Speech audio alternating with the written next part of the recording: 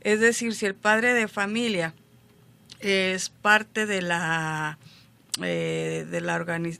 una organización, está acostumbrado a delinquir, pero ahora lo hace más frecuentemente, se ve reflejado en los hogares. Si es en menor grado, se tranquiliza la violencia familiar, bajan los grados de violencia.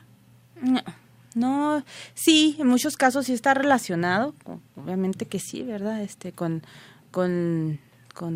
el crimen organizado, con todas estas cuestiones de violencia por narcotráfico, todas estos males que nos aquejan. Pero la violencia familiar no solo se da en las esferas de crimen organizado o de que las masacres y estas cosas tan horribles que nos pasan. Se da, como diría, hasta en las mejores familias. Hasta en las mejores familias. ¿Cuál es la que más frecuentemente se da el golpe a la mujer, la violencia psicológica, la sexual, la psicológica? Esa es la que más argumentan las mujeres que nos tanto en las instancias de las comandancias norte y sur, de las unidades de atención de la violencia. Le mando un saludo a la licenciada Yacot y a la licenciada Rebeles, que nos apoyan tanto, gracias. Ahí, las que más, en la entrevista de inicio, que le dice, le pega, le insulta, no le da dinero, para saber qué tipo de violencia ejerce la pareja o el esposo.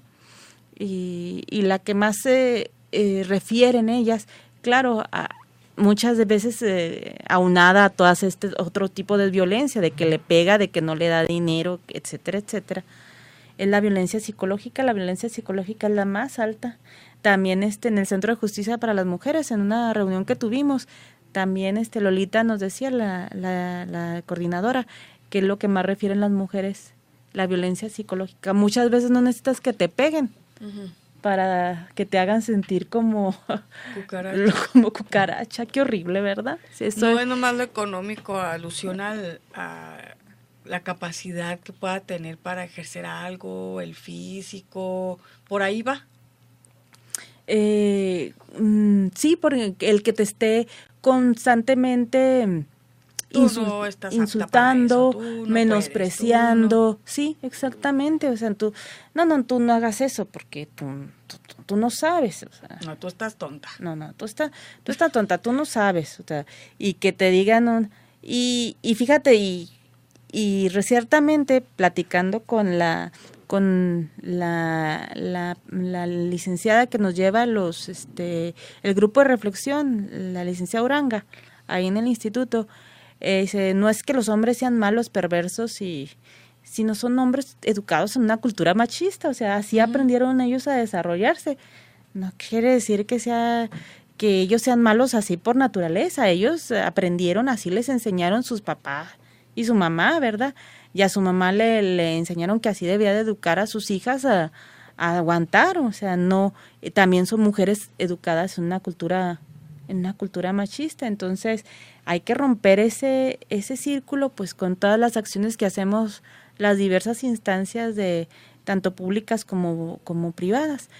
Pero sí es un grave problema la violencia, y sí fue la primera tarea y la más importante que me encargó el presidente cuando me tomó protesta.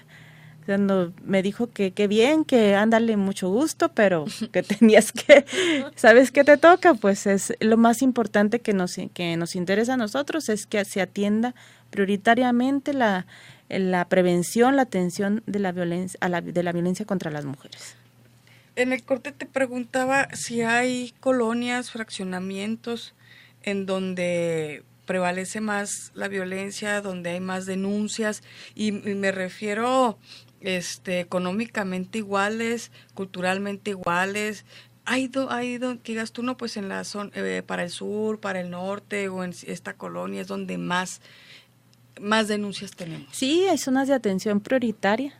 De hecho, en el estudio que se hizo a nivel municipal, tanto el norte como el sur, estoy hablando de vistas del Cerro Grande, son bien, aunque son bien echados para adelante, porque es una colonia que en un poco tiempo ha avanzado muchísimo, como en el sur, como en el norte, como en Riberas. Ahí se presentan muchos casos de violencia. Hay ¿Por qué? ¿Por qué más en ciertas regiones que en otras en igualdad de circunstancias? Me refiero, te repito, económicamente, culturalmente, inclusive a lo mejor hasta en el número de habitantes. Bueno, pues referíamos de que había habido una cierta desatención a esos grupos en tiempos pasados, y no lo habíamos detectado de alguna manera porque no se había visto las estadísticas de que en estas zonas, sobre todo mayoritariamente acá en Vistas, no teníamos, por ejemplo, toda la atención y la infraestructura para hacer que el niño no voltee, el joven no voltee a la pandilla, ¿verdad? Uh-huh. O sea, que su opción de vida no sea voltear a la pandilla, o la niña ser aspirar a ser la novia la novia del que trae la pistola, ¿verdad? No, esa era la aspiración de muchos de los niños de todas esas colonias. O sea, es un problema grave de violencia, de vandalismo. También veían ahí en seguridad pública precisamente que muchos de los robos, por ejemplo, a casa habitación o pequeños robos, hasta que el que te roba tu bote de basura allá afuera de tu casa, habían sido cometidos por personas que venían de esas colonias, que era su manera de vivir, claro, de desarrollarse en la vida. Ya habían aprendido así generación tras generación, y no habíamos volteado a ver que era un grave problema que había ido creciendo en Chihuahua. Es por eso que durante este trienio no solo atendimos la violencia, o sea, la atendimos, pero de diversas maneras. O sea, se instalaron los polideportivos, se fortalecieron los centros comunitarios, los clubs del abuelo, nos mandaron a darles pláticas prioritariamente a esas zonas, reforzar el cine, llevar el cine a esas dos zonas, a todo el municipio, a todas las 100 colonias Sumar, pero en específico a esas dos zonas. ¿Por qué? Porque teníamos que hacer que todas estas nuevas generaciones tuvieran una perspectiva diferente de vida. Uh-huh. Oye, Beatriz, en lo que se refiere, te lo pregunto para la gente que nos escucha, ¿cómo operan ustedes en este caso? ¿Cómo se les canaliza? Hay una situación en cierta colonia de violencia, llega seguridad pública y luego te canalizan a ti a los violentados. ¿Cómo funciona? Más bien es nosotros... O hasta que llega alguien y toca tu puerta y... Pueden llegar. Nosotros pertenecemos a la red nacional, una red nacional que nos capacitan.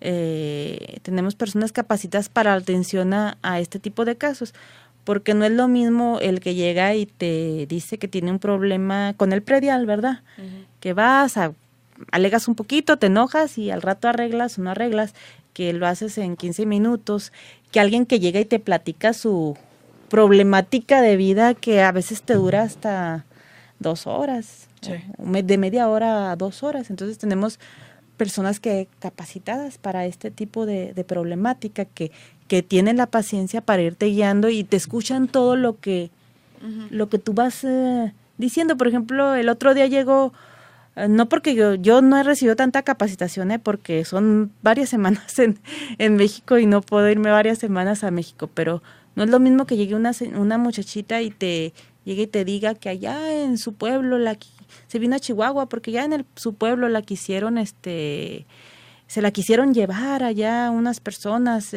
a otro pueblo, se la quisieron robar. Ya ves que dice, me van a robar. Sí. Cuando se van con el novio, me van a robar. Uh-huh. Y por eso me vine a Chihuahua. y quiero que y el robar ellos te lo transgiversan un poquito y que quieren un tipo de apoyo. Al último la muchacha lo único que quería era estudiar. Sí. era estudiar, ¿verdad? Entonces así es, tienes que tener toda la paciencia para saber qué realmente qué es lo que trae. Entonces las personas llegan y si es un caso que requiere atención es de violencia precisamente, que requiere atención legal, psicológica, sobre todo legal, y que va a desencadenar a la mejor en una denuncia, porque a nadie obligamos a denunciar, sugerimos, bueno, tiene usted la opción de denunciar lo que le está pasando.